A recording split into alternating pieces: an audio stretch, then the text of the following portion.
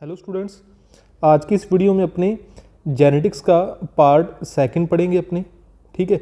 और इस part second के अंदर जो अपना आज का टॉपिक होगा वो होगा क्रोमोसोम, जिसे अपने हिंदी में बोलते हैं गुणसूत्र। अपने क्रोमोसोम का सिर्फ वही पार्ट पढ़ेंगे जो अपना जेनेटिक्स के लिए इम्पॉर्टेंट है। कंप्लीट क्रोमोसोम को अपने पढ़ते हैं सेल बायोलॉजी के अंदर। ठीक है।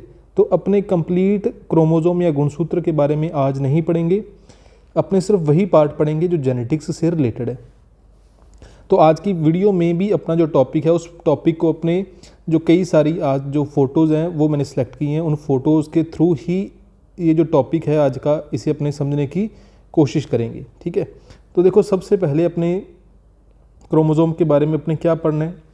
तो सबसे पहले इसकी सिंपल सी चीज़ लिखी हुई है कि क्रोमोसोम कहाँ पे प्रेजेंट होता है। तो जो सेल है, सेल के अंदर पाया जाता है न्यूक्लियस, मतलब केंद्रक। तो सेल के अंदर जो न्यूक्लियस होता है उस न्यूक्लियस के अंदर प्रेजेंट होते हैं क्रोमोसोम या गुणसूत्र। जैसा इस नीचे फोटो में भी शो किया हुआ है कि ये है अपने पास एक सेल। ठीक है। और इस सेल के अंदर ये वाला जो पार्ट है, ठीक है, जो आपको सेंटर में दिखाई दे रहा है वो यहाँ पे अपन क्या है, न्यूक्लियस। इस न्यूक्लियस के अंदर आपको स्ट्रक्चर दिखाई दे रही है। इस प्रकार की जो स्ट्रक्चर बनी हुई है इस न्यूक्लियस के अंदर, उन्हें यहाँ पर शो किया गया है। तो वो क्या है, क्रोमोसोम। तो सेल के अंदर क्या प्रेजेंट होता है, न्यूक्लियस, और उस न्यूक्लियस के अंदर क्या प्रेजेंट होते हैं, क्रोमोसोम। और उसी क्रोमोसोम को यहाँ पर शो किया गया है ये बड़ा करके। ठीक है। तो इस क्रोमोसोम की जो स्ट्रक्चर के बारे में नहीं पढ़ना। और इस क्रोमोसोम पर ही क्या प्रेजेंट होते हैं, इस क्रोमोसोम पर ही प्रेजेंट होते हैं डीएनए। तो इस क्रोमोसोम का ये वाला जो पार्ट है, देखो इसमें ये वाला जो पार्ट बना हुआ है, इस पार्ट को यहाँ पे बड़ा करके दिखाया गया है यहाँ पे। ठीक है। तो ये यहाँ पर क्या है, डीएनए, और इस डीएनए पर ही क्या प्रेजेंट होते हैं, जीन। तो आपने ये याद रखना है कि सेल के अंदर क्या प्रेजेंट होता है, जो न्यूक्लियस है या जो केंद्रक है, और उस न्यूक्लियस में क्या प्रेजेंट होते हैं, क्रोमोसोम, मतलब गुणसूत्र। ठीक है। उसी क्रोमोसोम का ही पार्ट होता है डीएनए, और उसी डीएनए का ही पार्ट क्या होता है, जीन। ठीक है। तो मतलब जीन किस पे प्रेजेंट होते हैं, डीएनए पर, या आपने कह लो कि डीएनए किस पे प्रेजेंट होता है, क्रोमोसोम पर प्रेजेंट होता है, गुणसूत्र पर। नेक्स्ट आता है कि जो क्रोमोसोम है वो किससे मिलकर बना होता है। तो जो गुणसूत्र है क्रोमोसोम, वो डीएनए प्लस प्रोटीन से मिलकर बना होता है। और प्रोटीन यहाँ पर कौन सा है, हिस्टोन प्रोटीन है। ठीक है। अपने यहाँ पे कौन सा प्रोटीन है, हिस्टोन प्रोटीन। क्योंकि जो यूकैरियोटिक होते हैं, ठीक है, जो यूकैरियोटिक सेल होती है, यूकैरियोटिक ऑर्गेनिज्म होते हैं, उनके क्रोमोसोम में कौन सा प्रोटीन पाया जाता है, हिस्टोन प्रोटीन। और जो प्रोकैरियोटिक ऑर्गेनिज्म होते हैं उनके जो क्रोमोसोम है उनमें कौन सा प्रोटीन पाया जाता है, नॉन हिस्टोन प्रोटीन पाया जाता है। ठीक है। उनमें कौन सा पाया जाता है, नॉन हिस्टोन प्रोटीन। मैं दोबारा रिपीट कर देता हूँ कि जो क्रोमोसोम है वो डीएनए प्लस प्रोटीन से मिलकर बना होता है। जो यूकैरियोटिक होते हैं उन यूकैरियोटिक के अंदर जो प्रोटीन होता है वो कौन सा होता है, हिस्टोन प्रोटीन। और जो प्रोकैरियोटिक होते हैं उन प्रोकैरियोटिक के क्रोमोसोम में जो प्रोटीन होता है वो कौन सा होता है, नॉन हिस्टोन प्रोटीन होता है। तो यहाँ पे ये चीज़ आपको समझ में आ गई होगी कि क्रोमोसोम सेल के अंदर जो न्यूक्लियस है उस न्यूक्लियस में प्रेजेंट होता है। उसी क्रोमोसोम पर ही क्या प्रेजेंट होते हैं, डीएनए, और उस डीएनए का ही एक पार्ट होता है जीन। तो जो क्रोमोसोम है वो डीएनए प्लस प्रोटीन से मिलकर बनता है। जो यूकैरियोटिक है उनमें कौन सा प्रोटीन होता है, हिस्टोन, और जो प्रोकैरियोटिक है उनमें कौन सा प्रोटीन होता है, नॉन हिस्टोन। नेक्स्ट यहाँ पे दो लाइनें लिखी हुई हैं कि जो क्रोमोसोम होता है उस क्रोमोसोम को अपने हेरिडिटी का मतलब क्या होता है, आनुवंशिकता। ठीक है। तो क्रोमोसोम को हेरिडिटी का अपने भौतिक आधार भी कहते हैं, मतलब फिजिकल बेसिस। तो क्रोमोसोम मतलब गुणसूत्र को अपने आनुवंशिकता का भौतिक आधार भी कहते हैं। नेक्स्ट लिखा हुआ है कि ये जीन के क्या होते हैं, वाहक होते हैं। मतलब अपने देखा हुआ है कि एक जनरेशन है, यहाँ पर है पेरेंट्स, और यहाँ पर क्या है, बच्चे, मतलब प्रोजेनी, ऑफस्प्रिंग। तो जो करैक्टर हैं, पेरेंट्स के करैक्टर किस में आते हैं, प्रोजेनी में आते हैं। उन करैक्टर को लेके कौन आता है, जीन लेके आता है। और ये जीन किस पे प्रेजेंट होते हैं, अभी आपने देखा है कि ये जीन कहाँ पे प्रेजेंट होते हैं, इस क्रोमोसोम पर ही प्रेजेंट होते हैं। देखो ये जीन कहाँ पे प्रेजेंट है, इस क्रोमोसोम पर ही प्रेजेंट है। तो मतलब जो क्रोमोसोम है वही जो जीन को एक जनरेशन से दूसरी जनरेशन में लेके जाते हैं। तो इसलिए लिखा हुआ है कि जो क्रोमोसोम है, जो गुणसूत्र है, वो जीन के लिए वाहक के रूप में कार्य करते हैं। दो साइंटिस्ट लिखे हुए हैं, इंपॉर्टेंट साइंटिस्ट है। सबसे पहला है कि जो क्रोमोजोम की डिस्कवरी किसने की थी, क्रोमोजोम की खोज किसने की थी, गुणसूत्र की खोज, तो साइंटिस्ट है स्ट्रॉसबर्गर। और जो क्रोमोजोम नाम है, ठीक है, क्रोमोजोम की खोज की थी स्ट्रॉसबर्गर ने, लेकिन जो क्रोमोजोम टर्म है, क्रोमोजोम नाम है, वो किसने दिया था, वाल्डियर ने दिया था। नेक्स्ट अपने फिर उसी चीज़ को अपने यहाँ पर थोड़ा और डिटेल में समझ सकते हैं कि ये सबसे पहले अपने पास क्या है, यहाँ पर ये है अपने पास सेल, ठीक है। सबसे पहले अपने पास ये चीज़ क्या है, सेल। इस सेल के अंदर देखो यहाँ पर ये जो सेंटर में ये जो शो किया हुआ है बीच में, ये वाली चीज़, ये क्या है, न्यूक्लियस मतलब केंद्रक। और इस केंद्रक का इसने एक पार्ट दिखाया अपने को जूम करके, ठीक है। तो यहाँ पे ये जो स्ट्रक्चर अपने को शो हो रही है, ये जो स्ट्रक्चर अपने को शो हो रही है, ये है क्या, क्रोमोजोम मतलब गुणसूत्र है। ये क्या है, गुणसूत्र। और इस गुणसूत्र का भी उसने एक पार्ट दिखाया, सिर्फ ये वाला एक पार्ट दिखाया है, इसे जूम करके, मतलब गुणसूत्र को भी उसने क्या कर दिया, जूम कर दिया, बड़ा करके दिखा दिया। तो वो क्या है, डीएनए। और इस डीएनए का एक जो सेगमेंट है, दिखे ना, सेगमेंट ऑफ डीएनए, इस डीएनए का ही जो एक सेगमेंट है वो क्या है, जीन। तो जो अपने अभी पढ़ा था, ठीक है, कि यहाँ पे भी अपने शो कर सकते हैं कि ये है अपने पास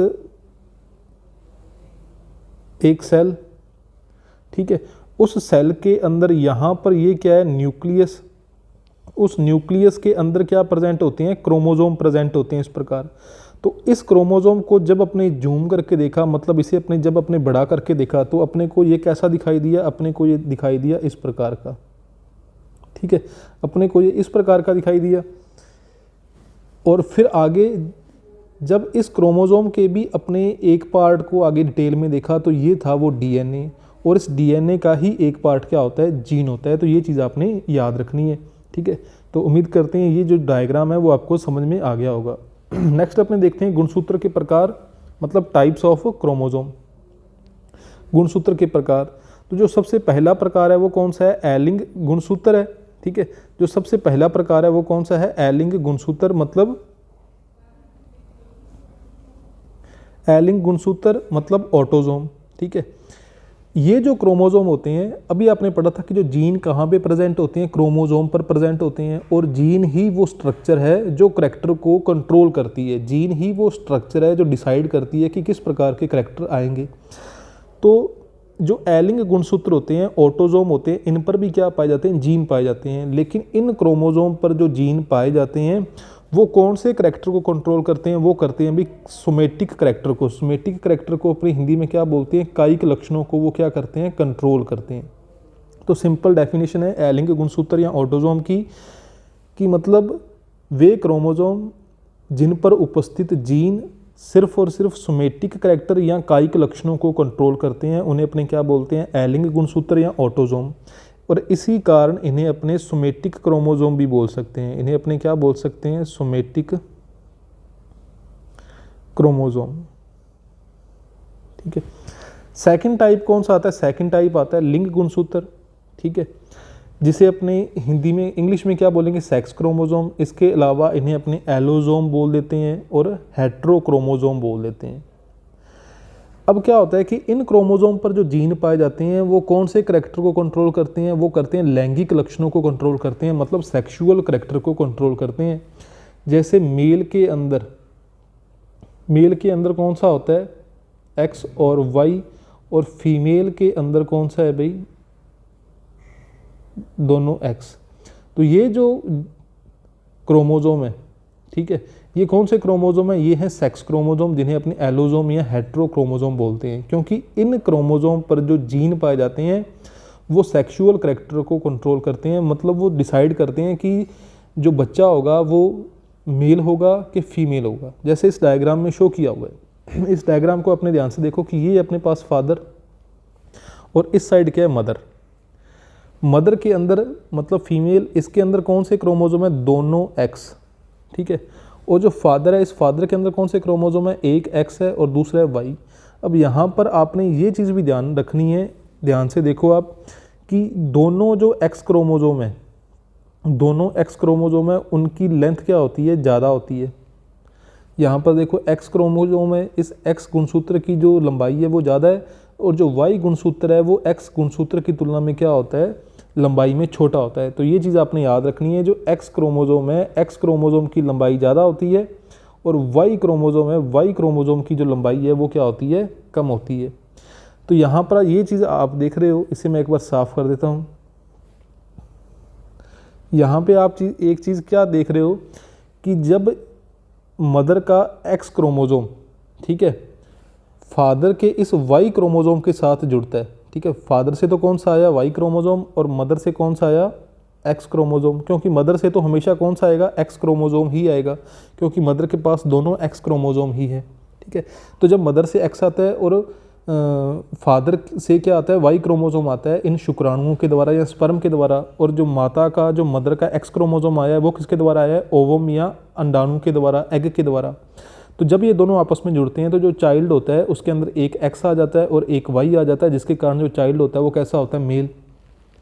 और अपने दूसरी कंडीशन देखें कि जो फीमेल चाइल्ड है, ठीक है, फीमेल चाइल्ड का फॉर्मेशन या उसका जो निर्माण कैसे होता है, तो फीमेल से तो दोबारा जो ओवम होगा, जो एग होगा, उसके अंदर कौन सा क्रोमोज़ोम होगा, हमेशा फीमेल में तो एक्स क्रोमोज़ोम ही होगा।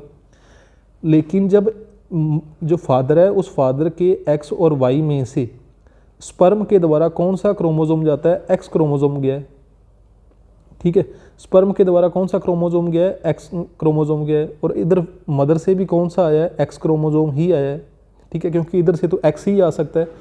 तो जब ये दोनों एक्स एक्स आपस में जुड़ते हैं तो बच्चे के अंदर जब दोनों एक्स क्रोमोज़ोम होते हैं तो वो किस प्रकार का चाइल्ड होता है, फीमेल चाइल्ड होता है। तो इसे भी आप डायग्राम के द्वारा इजीली समझ गए हो कि यहाँ पे आपने ये याद रखना है कि फादर या मतलब मेल के अंदर कौन से क्रोमोज़ोम होते हैं, सेक्स क्रोमोज़ोम एक्स और वाई, और मदर के अंदर मतलब फीमेल के अंदर कौन से सेक्स क्रोमोज़ोम है, दोनों एक्स।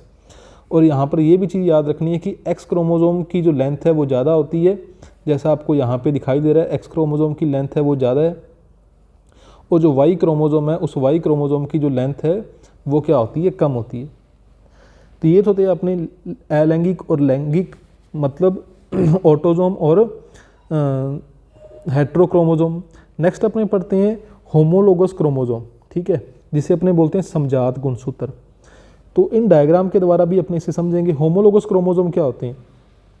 सबसे पहले तो ऐसे गुणसूत्र जो साइज़ और शेप के अंदर क्या होते हैं, सेम होते हैं, ठीक है, मतलब जिनका आकार और जिनका जो अमाप है, ठीक है, अमाप मतलब साइज़, शेप मतलब आकार, वो दोनों क्या होते हैं, समान होते हैं। जैसा आपको यहाँ पे दिखाई दे रहा है, जो दोनों का लंबाई है वो दोनों की लंबाई क्या सेम है, मतलब साइज़ एंड शेप दोनों की क्या सेम है। दूसरा पॉइंट ये क्या कहता है कि same gene at the same locus, मतलब सेम लोकस पर जो सेम जीन है वो क्या होते हैं, प्रेजेंट होते हैं। जैसे आप यहाँ पे देखो यहाँ पे आप क्या देख रहे हो कि ये लोकस है, एक क्रोमोज़ोम, ये एक क्रोमोज़ोम है और ये दूसरा क्रोमोज़ोम है। फर्स्ट क्रोमोज़ोम का ये एक लोकस है, इस लोकस पर कौन सा जीन है, ए जीन है, और जो दूसरा क्रोमोज़ोम है दूसरे क्रोमोज़ोम के उसी लोकस पर कौन सा जीन है, ए ही जीन है, ठीक है। एलील अलग अलग है, एक ये एलील है एक ये एलील है, लेकिन ये दोनों एलील एक ही जीन के होते हैं, अपने कल वाले लेक्चर में पढ़ा था। तो यहाँ पर क्या सेम लोकस पर सेम जीन प्रेजेंट हैं, दोनों ए हैं। दूसरा लोकस अपने देखो जो नीचे बनाया हुआ है, दूसरे लोकस में पहले क्रोमोज़ोम पर क्या है, कैपिटल बी, और जो दूसरा क्रोमोज़ोम है उसमें उसी लोकस पर कौन सा जीन है, स्मॉल बी। तो एक कैपिटल बी है दूसरा स्मॉल बी है, तो जीन तो सेम ही है लेकिन एलील अलग अलग हैं, ठीक है। अब यहाँ पर कैपिटल ए भी हो सकता है, ठीक है, यहाँ पर स्मॉल ए की जगह पर कैपिटल ए भी हो सकता है, क्योंकि ये क्या कहता है कि सेम जीन पर जो सेम जीन होते हैं सेम लोकस पर, ठीक है, तो जीन, ठीक है, जीन सेम होंगे। इस प्रकार भी हो सकते हैं, इस प्रकार भी हो सकते हैं, इस प्रकार भी हो सकते हैं, ठीक है। तो लेकिन ऐसा नहीं हो सकता, अगर ये वाला जो बी है वो यहाँ पर होता तो इसे अपने होमोलोगस नहीं बोलते थे, इसे अपने होमोलोगस नहीं कहना था, ठीक है। तो ये चीज़ आपने याद रखना है कि सेम लोकस पर सेम जीन है प्रेजेंट होते हैं। जो टाइप्स ऑफ जीन है, सेम चीज़ रिपीट की हुई है कि टाइप्स ऑफ जीन भी क्या होते हैं, सेम होते हैं। जैसे यहाँ पर ए है तो यहाँ पर भी ए, यहाँ पर बी है तो यहाँ पर भी क्या है, बी। टाइप्स ऑफ जीन भी क्या होते हैं, सेम होते हैं। नंबर ऑफ जीन भी क्या होते हैं, सेम होते हैं। जैसे पहले क्रोमोजोम में 2 हैं, एक ये रहा और दूसरा ये रहा, 2 जीन है, और दूसरे क्रोमोसोम में भी कितने जीन है, 2 जीन है। तो होमोलोगस क्रोमोसोम क्या होते हैं, जो साइज़ और शेप के अंदर सेम होते हैं, जिनमें सबसे इम्पॉर्टेंट ये 2 टॉपिक हैं कि सेम जीन प्रेजेंट होते हैं सेम लोकस पर, और टाइप ऑफ जीन क्या होते हैं, सेम होते हैं। नेक्स्ट अपने पढ़ो नॉन होमोलोगस क्रोमोसोम या असमजात गुणसूत्र। इनमें क्या है कि जो टाइप्स ऑफ जीन है मतलब डिफरेंट होते हैं, सेम लोकस पर अलग अलग टाइप के जो जीन है वो पाए जाते हैं। जैसा आप इस डायग्राम के द्वारा इसे आसानी से समझ सकते हो कि ये पहला क्रोमोसोम है और ये दूसरा क्रोमोसोम है। इसमें ये वाली एक लोकस है, इस लोकस पे कौन सा जीन आपको दिखाई दे रहा है, ए, और जो उसी लोकस पर दूसरे क्रोमोसोम की उसी लोकस पे कौन सा जीन है, ई है। मतलब यहाँ पर अलग अलग जो टाइप के जीन है वो सेम लोकस पर पाए जाते हैं। जैसे यहाँ पे देखो कौन है, बी है, और यहाँ पे कौन है, यहाँ पे है डी, ठीक है। तो लेकिन ऊपर वाले में क्या था, सेम था, यहाँ पर भी ए है और यहाँ पर भी क्या है, ए है, यहाँ पर भी बी है और यहाँ पर भी क्या प्रेजेंट है, बी। तो मतलब ये तो है सेम टाइप के जीन, जिसे अपने बोलते हैं होमोलोगस या समजात गुणसूत्र। लेकिन यहाँ पर क्या है, डिफरेंट टाइप के जीन, यहाँ पर ए है तो यहाँ पर क्या है, ई, यहाँ पर बी है तो यहाँ पर क्या है, डी। तो इसलिए इसे अपने क्या बोल देते हैं, मतलब टाइप ऑफ जीन क्या है, अलग अलग प्रकार के जीन हैं, डिफरेंट हैं, तो इसलिए इसे अपने क्या बोलते हैं, असमजात गुणसूत्र। अब सबसे इम्पॉर्टेंट पॉइंट, ठीक है, जो पेपर में पूछा जाता है कि जो आपने सेल डिवीज़न के अंदर पढ़ा होगा, इसे जो सिर्फ पेयरिंग होती है, मतलब जो युग्मन होता है, मतलब 2 क्रोमोसोम आपस में जुड़ते हैं। आपने पढ़ा है ना कि जब अपने अंदर कितने गुणसूत्र पाए जाते हैं, अपने अंदर पाए जाते हैं 46, ठीक है।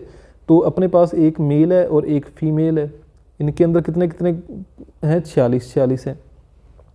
लेकिन जब बच्चे का निर्माण होगा तो बच्चे का निर्माण होगा 23 इसमें से आएंगे और 23 इसमें से आएंगे, तो बच्चे में कितने हो जाएंगे, 46, ठीक है।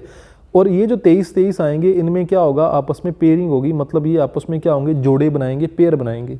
तो वो ये क्या कहता है कि जो जोड़े बनाते हैं ना, जो पेयर बनाते हैं, जिसे अपने क्या बोलते हैं, साइनेप्सिस, जिसे अपने क्या बोलते हैं, साइनेप्सिस बोलते हैं, ठीक है। तो जो जोड़े बनाते हैं, पेयरिंग बनाते हैं, साइनेप्सिस बनाते हैं, जो युग्मन दर्शाते हैं, वो सिर्फ और सिर्फ कौन से दर्शाते हैं, समजात गुणसूत्र या होमोलोगस क्रोमोसोम ही दर्शाते हैं। जो नॉन होमोलोगस क्रोमोसोम है वो पेयरिंग या साइनेप्सिस शो नहीं करते। तो ये चीज़ को आपने याद रखना है। तो आज का लेक्चर अपने यहीं पर ही कंप्लीट करते हैं। जो लेक्चर नंबर अपना 3rd होगा उसके अंदर अपने मेंडल के बारे में पढ़ेंगे, ठीक है। मेंडलिज्म को अपने शुरू कर देंगे। अगर इस लेक्चर के अंदर आपको कोई डाउट आए तो वो आप कमेंट में करके पूछ सकते हो। अगर ये लेक्चर आपको अच्छा लगा तो इसे आप अपने फ्रेंड्स के साथ शेयर कर सकते हो। Thank you.